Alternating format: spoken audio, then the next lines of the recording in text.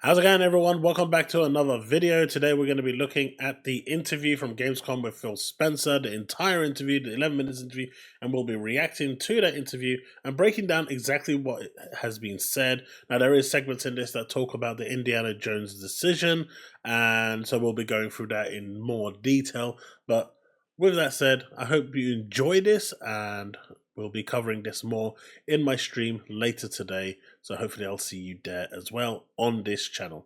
So without further ado, let's get cracking and off we go. How does it feel to be here at Xbox's Gamescom presence? It is so much energy here. It's been fantastic to see the fans, to be part of Opening Night Live last night, and to see their reaction. This booth, and I have no idea why we're calling it a booth, because it's not a booth.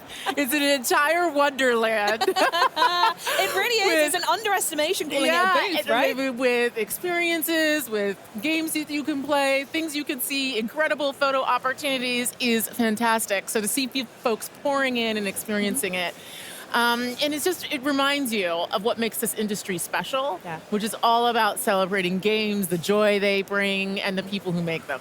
It's, for us, our first Gamescom with Activision, Blizzard, Bethesda, Xbox all here together. So there's definitely something special. All the teams have gotten together, and I think there's just such great representation. I'll also say the industry has gone through a lot of transition with our shows, and seeing Gamescom as strong as ever with fans, consumers coming in, all the creators that are here, strength across Europe. Like, we need more of this in the industry. I'm glad we're here supporting. And it's just awesome to see how the gamers show up to support this show. Bigger and better every year. We love to see it. Before we come to the booth, though, I actually want to talk. I saw you both were at Opening Night Live yesterday, and there were some pretty amazing reveals and news in there. So what was it like? I couldn't get a ticket, unfortunately, but what was it like to be in the room with that live reaction? There's nothing better than being in the room with the live reaction. Mate, that live reaction was dead. The only time people laughed was when the guy, or cheered, was when the guy was crying. What live reaction are they talking about? Because I totally must have missed it. Chat, anything that you actually saw when we were watching it live? Because I'm pretty sure the only time the crowd got alive was when that dude started crying. Other than that, that was a tough crowd. They didn't even cheer for Infinity Nikki. I mean, come on. And to just see people marvel at the things that are being made, all the work being showcased, and folks put so much work into bringing that forward. I'd say for me, it was really cool to see Game Pass titles in the show. I think we had over a dozen titles that are coming to Game Pass in the show. We just have Except for Call of Duty, right? Because they didn't want to showcase that Call of Duty was coming to Game Pass. a fantastic lineup. But I was especially excited to announce that Genshin Impact is coming to Xbox. Oh, yeah. That's my one. That's mine. There's some pretty cool Game Pass rewards that are going to be part of. This is actually huge, and I'm going to have a separate video covering this, but I'm already seeing so many people super excited for this on Xbox, and that is awesome to see. I'm looking on the social media channels, and Genshin is really pushing this on their social channel, and there is a lot of responses, a lot. And the Series S could really fly off the shelves, especially come, September, October, as, students return back to high school, college, as it is known here in the UK. And, they want to play the Genshin Impact. They don't have to lug their PS5 or anything along with them. They can just take the portable console. You can even get it with like a portable screen. It's like the perfect device. So this could really be huge for Microsoft. Really. I mean, they came late to the game, but this could be huge. That there's going to be full cross progression, and it's also going to be on cloud. So cross progression and cloud. Holy crap, that's big, right? Cross progression means that you can link it to your PC account, so you can play it on your mobile, your PC, Xbox. I guess you can also use it across PlayStation as well, so they'll all be interlinked. This might be one of the first games that actually is like that outside of Destiny. So maybe the second game, I guess. But there's very few games that actually do that.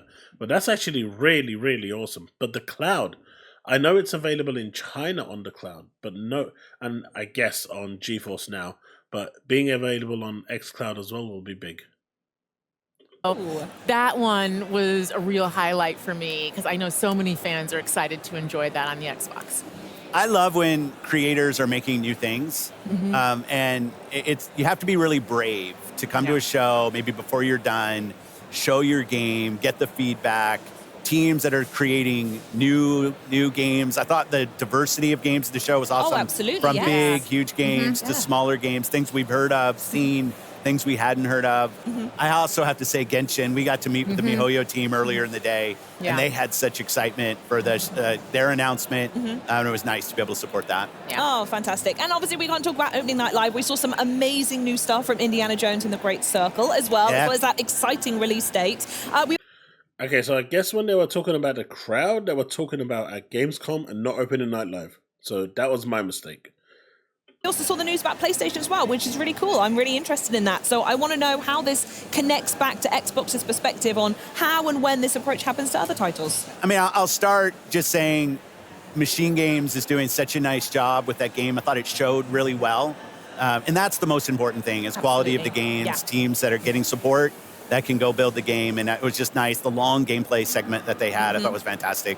Going to the PlayStation announcement, obviously last spring, we launched 4 games, 2 of them on the Switch, 4 of them on PlayStation, and we said we're going to learn. We said we'd watch. I think at Showcase, I might have said, from our learning, we're going to do more. What I see when I look is our franchises are getting stronger. Our Xbox console players are as high this year as they've ever been. Amazing. So when he's referring to the console players being as high as it's ever been, again, there's a bit of deception there because there's clearly, if you're looking at the number of 360s sold compared to the series consoles, there's no comparison. But I suspect what he's doing here is combining the Xbox One and the series consoles together because the Xbox One consoles can play the series games through xCloud. And essentially the Xbox One now is, for the next generation games at least that are first party from Microsoft, a next generation kind of console. It's a cloud console that can basically play those games. And I know a number of people who have stuck with the Xbox One because of the cloud capabilities and have no problems using xCloud to play their games. So they are still getting to play the next generation games. Sure, it might not be graphically the best, but for the majority of the people, they just don't care as long as they can play those next generation games. So I guess that's what he's doing here by combining the two, which then would, yes, make it the most Xbox players for a console platform. So I look at it and I say, okay, our player numbers are going up for the console platform. Our franchises are as strong as they've ever been. And we run a business. And when he says franchises are going up, Sea of Thieves on PlayStation topped over 1 million sales. That's insane. For a game that has been around for, 6-7 years, that PlayStation fans mocked and made fun of and trashed, it sold 1 million copies. So what this tells you is that what you see on X is less than 1% of an echo chamber of the overall gaming population, and don't listen to anything you see on X when it comes to the fanboys, because it's all hot air. It's definitely true inside of Microsoft. The bar is high for us in terms of the delivery that we have to give back to the company, because we get a level of support from the company that's just amazing in what we're able to go do. So I look at this, how can we make our games as strong as possible? Our platform continues to grow, both on console, on PC, and on cloud. And I think it's just going to be a strategy that works for us. And the last thing I'll probably say is I think as an industry right now, there's a lot of pressure on the industry. It's been growing for a long time, and now people are looking for ways to grow. And I think that us as fans, as players of games, we just have to anticipate there's going to be more change in how some of the traditional ways that games were built and distributed. That's going to change. That's going to change for all of us. But the end result has to be better games that more people can play. If we're not focused on that, I think we're focused on the wrong things. So for us as Xbox, health of Xbox, health of our platform, and our growing games, most important things. Oh, that sounds perfect. Lovely. So essentially what he's saying there is these games aren't going to stop at Indiana Jones. A lot more games are going to be going multi-platform. These games will basically come out first on Xbox, Their primary focus is the Xbox platform and PC. Those games will come around as a timed exclusive. Once they've done what they can do and they've served their purpose and are no longer moving any needle, then those games are going to push out to another audience, that is PlayStation or the Switch 2, and try to bring in another set of audiences who may play these games and then turn around and say, do you know what? I really like these games. I don't want to wait 6 months to a year to play them when they come out. I might consider buying an Xbox. I might consider going onto the cloud system via Game Pass, or I might go and get, play them on PC via Game Pass or whatever. But basically, they will potentially change their mind in going day and date. But what he said here is essentially more and more games are going to go, and essentially the money that they've borrowed for the acquisitions, Microsoft want a quick return, a quick buck. Now, does this in essence devalue the console, devalue the brand? I personally think it does. Now, I know there's going to be a lot of comments saying that the console is, old, archaic, and, it is an archaic model, but like all things with Microsoft, they moved way too quickly. They don't wait for things to kind of establish and move at a steady pace. They kind of go in with a bludgeon and expect everything to work the first time. And it's never worked for them in the past, and it's not going to work this time. But eventually it will sort itself out in a rocky way. And then everyone that's going to come across to follow in that same suit will just do it in a much more smoother and easier transition for their fans, while, they learn from the mistakes that Microsoft made along the way. Because Microsoft has essentially, they genuinely have amazing people working there who can see these trends and where it's going way in advance. The only problem they have is that they act too quickly, too rashly. But the bottom line here is, if you are hoping that no more games are going to go, do not hope that, do not think that, do not expect that. More games are going, and it looks like nothing is off the table. As long as it's making money, I guess, and it's bringing in Game Pass subs, making sales, turning the wheel, it looks like they will kind of stay. But the moment they start to slow down, they will be pushed out to a wider audience to try and revitalize and keep them going, especially live service games. But that's essentially the Indiana Jones thing. And one more thing with the Indiana Jones, which clearly he mentioned there, is that, and I think he mentioned here in a roundabout way, but essentially from what it sounds like is they don't believe that they can actually make the return on Indiana Jones within the contract that they have, because Marvel's contracts, or Disney, I guess it's there now, is horrendously bad. If you're looking at the Spider-Man contracts, I'm assuming that Indiana Jones and Blade are going to be very, very similar with Disney. They've looked at the Xbox ecosystem and have come to the, decision that the ecosystem on its own cannot sell enough copies to sustain this, and in order to guarantee that they sell enough copies to appease Marvel's royalty claims, they will need to push this out at a later date on a timed as a timed exclusive for Xbox to other platforms, and it looks like 3 to 6 months is that duration. They said spring usually starts in the first, is between 3 and 6 months. So I suspect Blade will also be the same. So if you are hoping that Blade won't be doing the same thing, it looks like anything Marvel will be going over to PlayStation. Of course, if you're expecting Wolverine or Spider-Man to come over to Xbox, keep dreaming. Now back to the booth. I saw you both walking around earlier before you joined me up here, sneaking some pictures with... Okay, that was a little harsh. Maybe it might happen, maybe it might not, but chances are, with the way Sony is, they would rather sink the ship than push anything over to Xbox. Just look at Lego Horizon, and you'll see exactly what I mean.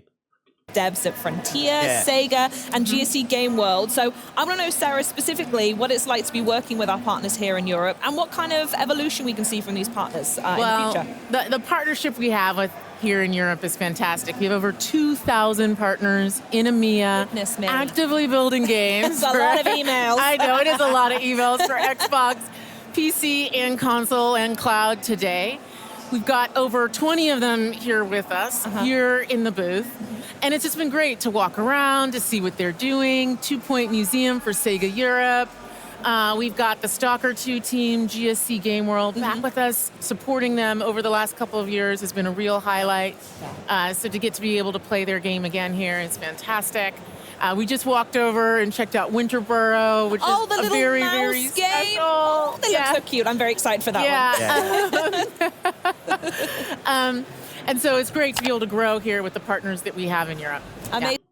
So one thing I really like that they do is highlight the indie games, highlight the smaller titles along with the bigger titles, and that really brings like context to those games and exposure to those games. So I really like that they do this, and I wish more executives actually did that to support the indie industry. However, one thing I will say, considering all the support and partnerships that they have in Europe, it's a shame that they don't invest in Europe in any form of marketing or advertising or anything to that degree to showcase what Game Pass is. Because I can tell you that the majority of people here in the UK do not know what Game Pass is, do not know what the benefits of Game Pass is. And if they did know what the benefits of Game Pass is, I can tell you, especially with the economic crisis we've had over the past few years, they wouldn't have bought a PS5, they would have bought an Xbox with Game Pass just so their children, their kids, could have had ample amount of games to play without them having to go and continuously buy more and more or limit them to a select few. So they really do need to improve on that.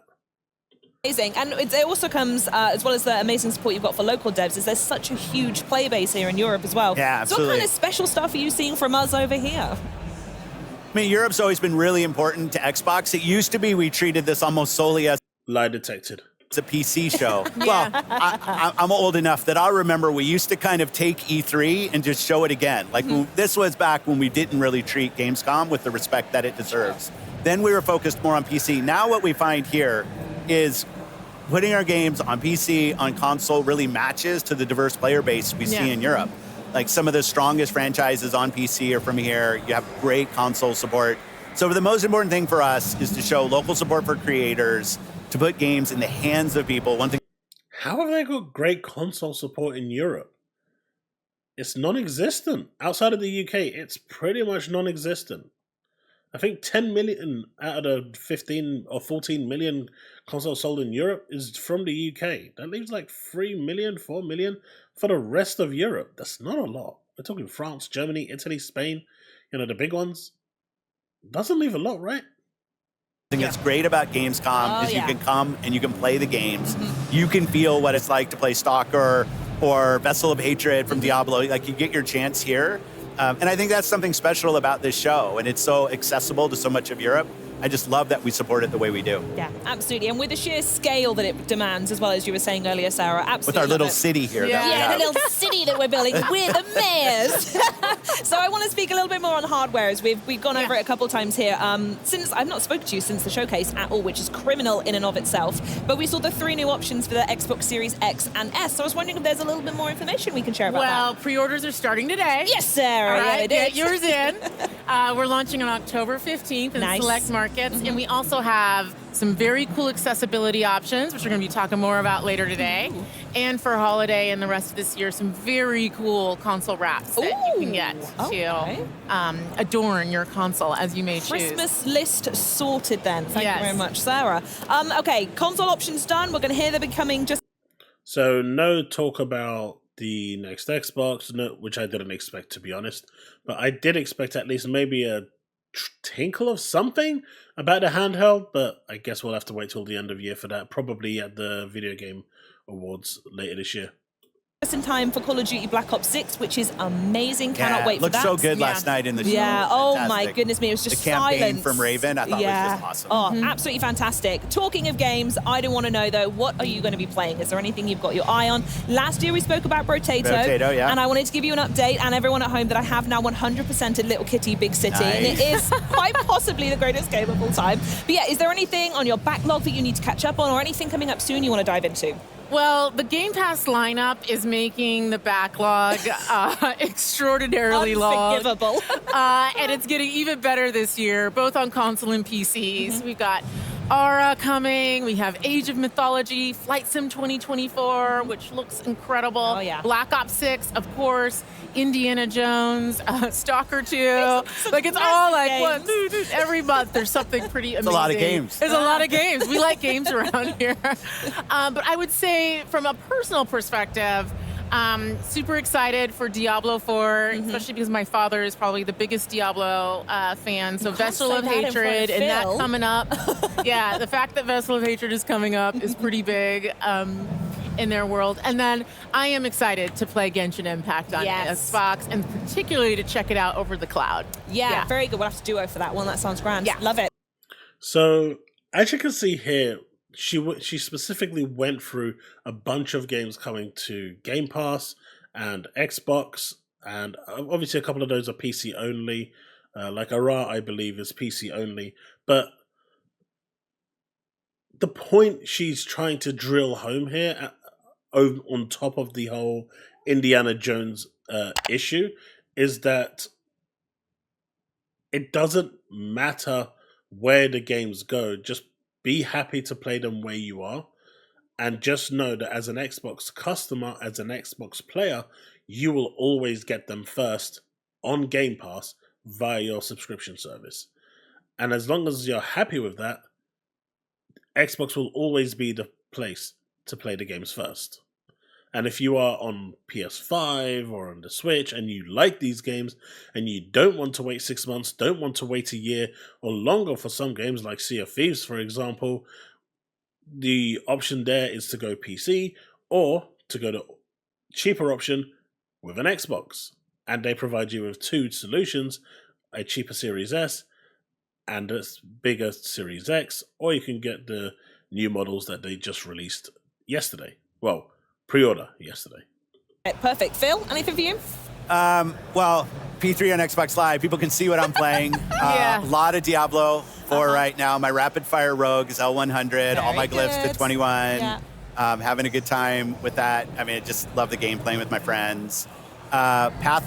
And this is the thing, right? He's through and through, Phil is a gamer. He is a businessman when he's at Microsoft, but outside of the whole business, he is a gamer, which is why when people say that he doesn't care, yes, he has a responsibility to the organization. Yes, he has a responsibility to Microsoft, but I know that he's fighting the fight as a gamer at the same time and knows what the community wants, doesn't want, but at the end of the day, certain things are just beyond even what he can do, especially when there's $70 billion on the line and shareholders are breathing down everyone's necks saying they want a return on that and they want quick cash.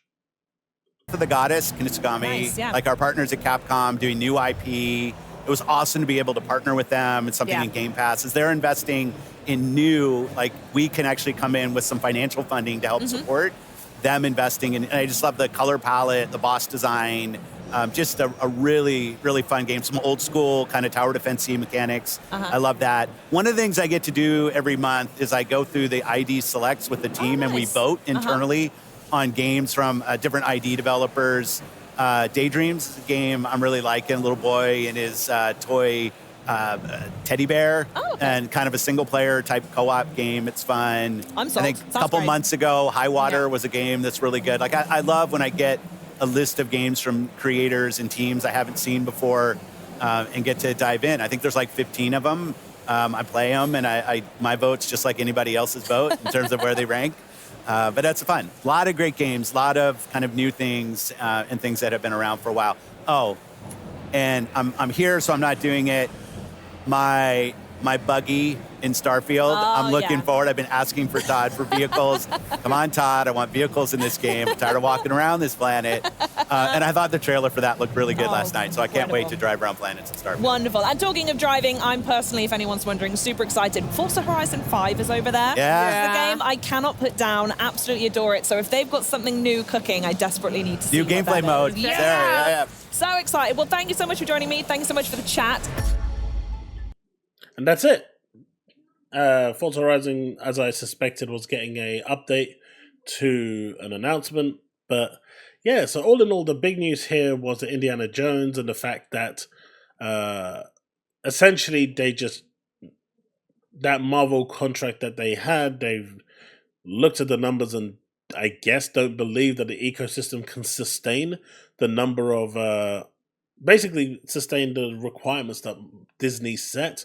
I mean, even Sony with their sales, I think Spider-Man has hit over 10 million, and even that at this point hasn't broken even. So that's crazy, right? 10 million sales, and you still haven't broken even with the royalties set by Disney. So I suspect that is part of the reason why Indiana Jones is going earlier, to offset that, because there are heavy fines and penalties within those clauses if you don't do that.